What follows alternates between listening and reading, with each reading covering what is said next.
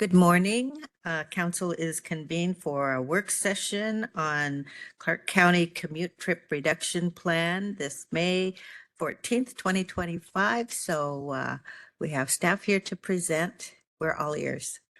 Good morning, counselors. I'm Mike Salas, and I work with Jose and Oliver in the Planning Commission, or sorry, the community planning. Thank you. There's a couple that I haven't met yet, which is Council Fuentes and also Little. So I just wanted to introduce myself. I do get a little nervous at these things. I don't come up here very often, or not often enough, probably. But so I wanted to also introduce Olivia Kahn. She's actually going to help me with this presentation, and she's with the City of Vancouver. Great, thanks. Well, just take a deep breath. We're all in this together.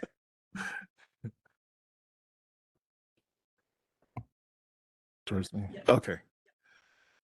So what we're here to talk about is the commute reduction plan update. This is an update that was, it happens every 4 years. And basically this is the update that's being done for the years 2025 to 2029. And it happens every 4 years. Next slide. So we're just going to give a quick overview of the what the CTR is about, and also the plan elements associated with it, the benefits that it has, and also performance targets and service and strategies, and then alignment with plan and engagement and sort of the next steps. Next slide. Each affected, and so what the plan is that this is a state required plan, and it's affected with the cities and counties and region must adopt the plan. The plan is done, like I mentioned, every 4 years, and it's effective July 1st, 2025 to June 30th, 2029. It established performance targets and outlines the objectives. Next slide. So what trip reduction is, it's a state law adopted in 1991. The primary goals are reduce traffic congestion, air pollution, and fuel consumption by shifting drive-alone employee commutes to other modes at large work sites that are 100 people or more for employees. Clark County and the cities of Vancouver, Camas, and Washougal are affected jurisdictions in the Southwest Washington, and the City of Vancouver implements the CTR program for all our jurisdictions within our region. Next slide.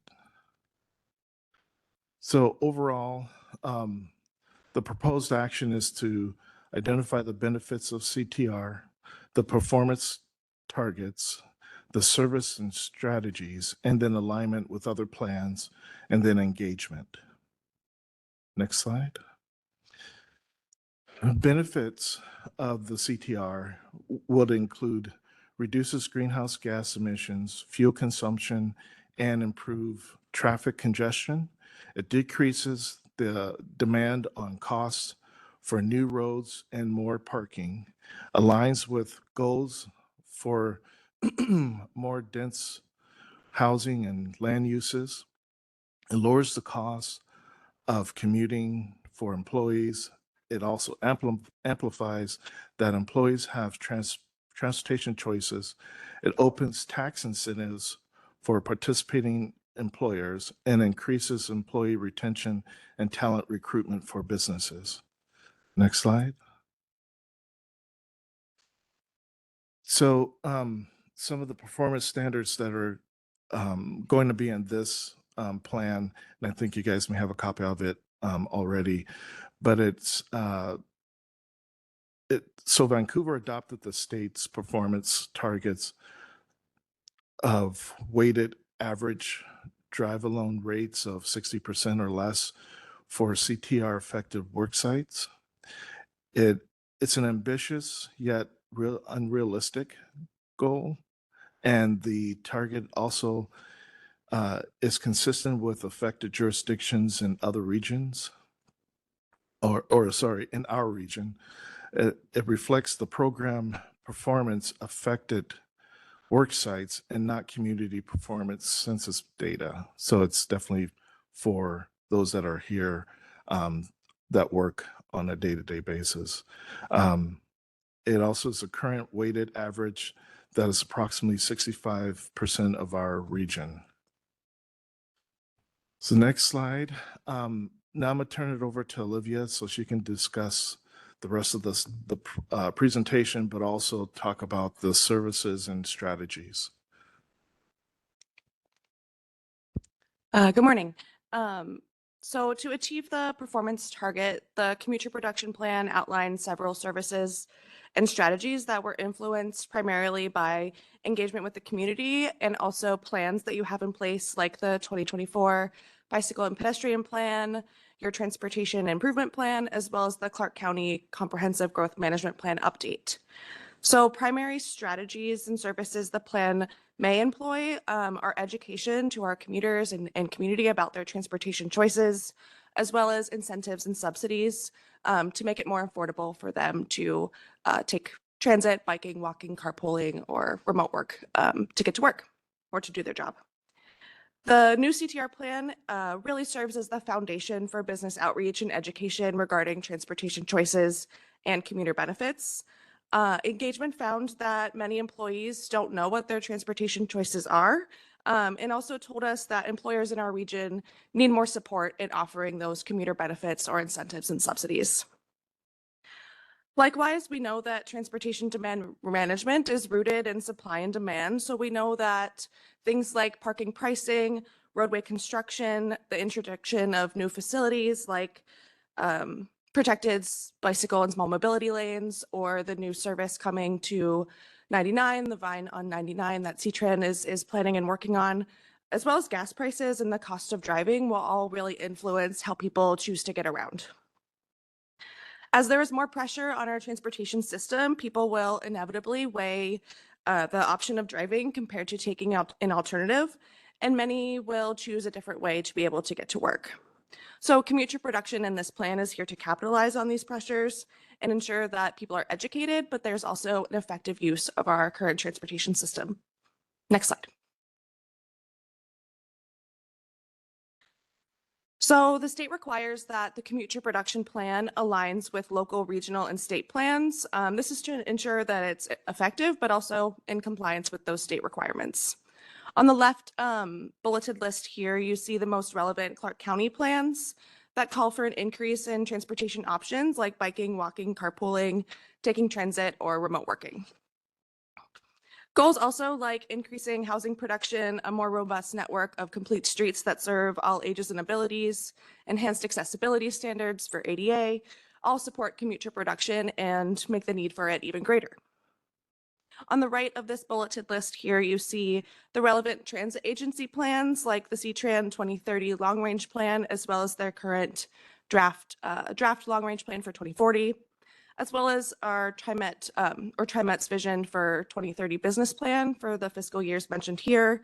And new transit service, like I mentioned, the Vine on 99, will directly impact employers in Clark County and will improve commutes for many people arriving at locations like Washington State University and the many hospitals and medical facilities that are in Salmon Creek.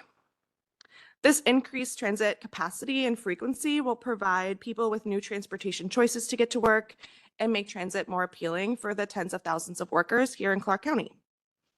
More frequent and reliable CTRAN and TriMet service will also greatly increase the viability for bi-state commuters that commute to work across the Columbia River. The current transit commute for them looks somewhere between 90 minutes and 2 hours, which is not totally realistic or feasible for many of us that enjoy time with our families and kids and loved ones.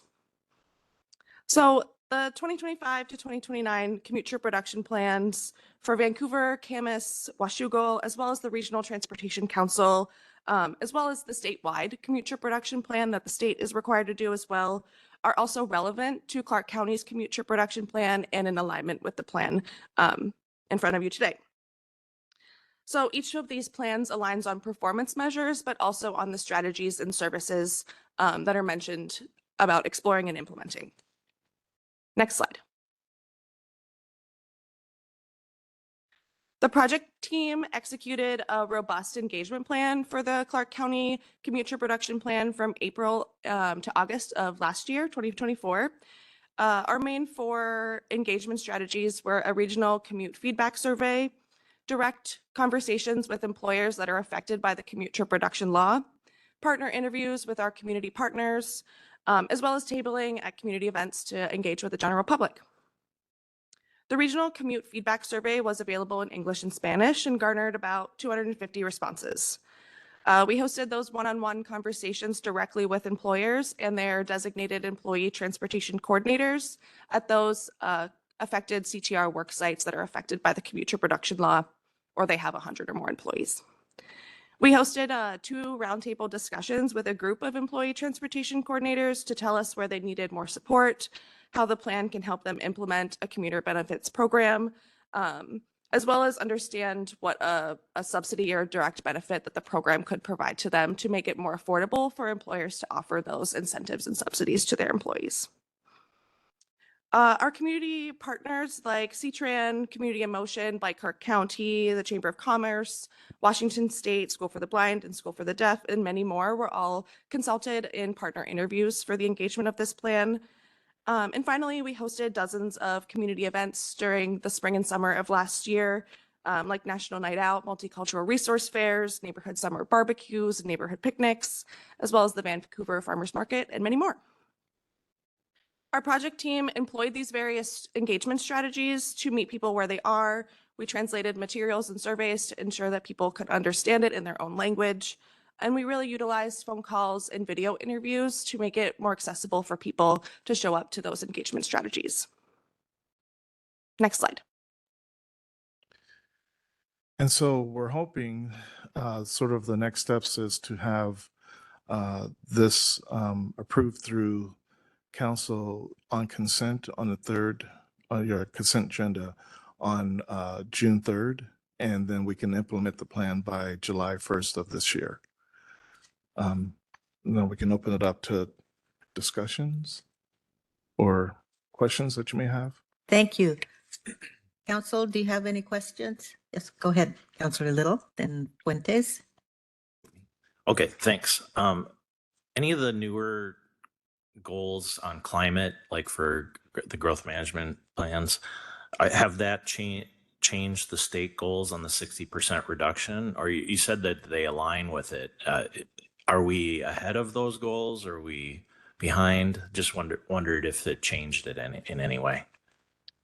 Great question. They definitely influence the state's 60% drive alone rate, while understanding that the program only has so much impact directly on those commute trip reduction employees.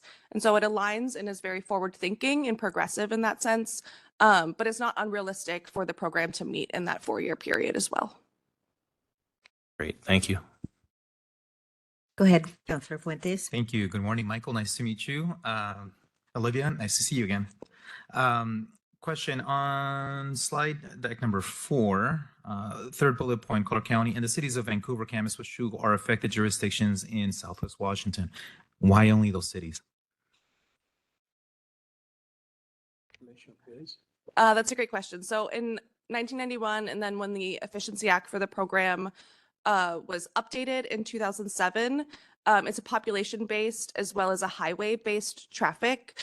So the congestion that we see on I-5 is really what qualifies us or makes us an affected jurisdiction. It's up to the state to do an analysis on that traffic again and to go back to the legislator and ask to add jurisdictions into the program. So cities like Ridgefield, for example, might experience the same amount of congestion now and today, but weren't in that analysis when it was done in 2007, which is why they're not in the program currently. Thank you. And then a quick follow-up question. Same slide, fourth bullet point, City of Vancouver implements the CTR program. The City of Vancouver implements, but I imagine all other jurisdictions are involved, right, in the planning process. Right. Yes, Thank you. absolutely. Other questions? Councillor Young? Anything? Yeah, thank you. I did have one question, and I'm curious how I just haven't really heard any discussion of this yet, but transportation, in my opinion, is about to be revolutionized. So we're going to see autonomous vehicles coming into play, and I think that is going to completely change behavior in terms of how people get around, and it has the potential to even create less incentive to take public transit. So I'm curious, like, what are we looking at? How are we looking at this? What are we anticipating those changes to be, and how does it impact our overall plan?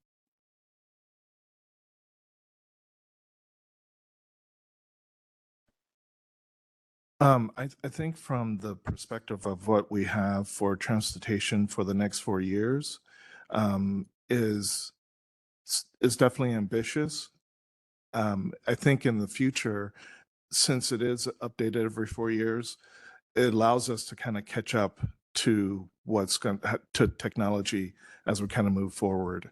So it is one of those things that even our public works office think about, as well as our office, is what transportation is going to look like in the future, especially as we're kind of going through the comp plan update, what that actually will how it will sort of identify what direction we're going to go within the future when it comes to transportation. So we do have time to kind of bring this along and have it updated every 4 years. If this happens within the 4 years that we're here, I'm sure we'll be back here letting you know where we're at. Yeah, I doubt we'll see any major changes in the next 4 years, but we'll start seeing it, poke its head out. And then as far as the comp plan, I mean, that's a 20-year plan, and I'm certain that we will see changes, but it's also difficult because we don't exactly, I mean, it's unprecedented. We don't know, how to plan for that. But I was just curious what thoughts have been moving through the process here and how that will affect things in the future. But thank you. You're welcome.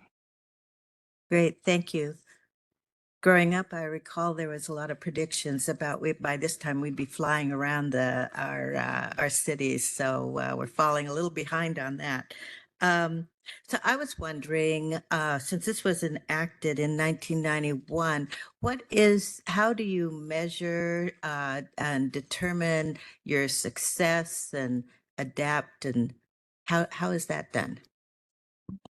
Yeah, great question. So every 2 years, employers that are affected in the program, those that have 100 or more employees, they administer an employee commute survey to their employees on how they get to work, which tells us essentially a mode split, or the different modes, and how many people are taking each of those modes to get to work.